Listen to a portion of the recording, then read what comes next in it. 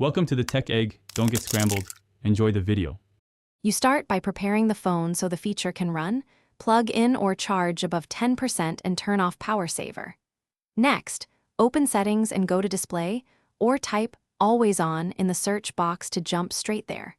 You do this because some systems hide the option when battery saver or certain security settings are disabled.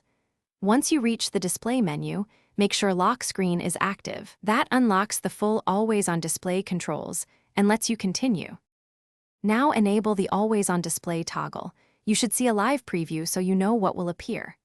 After turning it on, customize the clock style, notification visibility, and any widgets. Choose what information you want visible at a glance. Adjust brightness and ambient light adaptation so it's readable without draining battery. Also set a schedule or screen timeout and decide if Tap to Wake should wake the AOD. These choices balance convenience with battery conservation, so tweak until it feels right.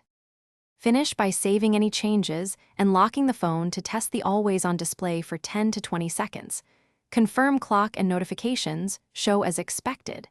If it does not appear, reboot the device and verify display and lock screen permissions are allowed. Some apps or battery optimizers can block AOD.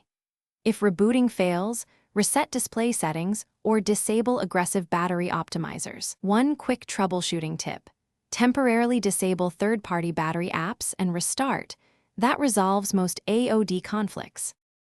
Thanks for watching. Consider subscribing if I helped unscramble your problems.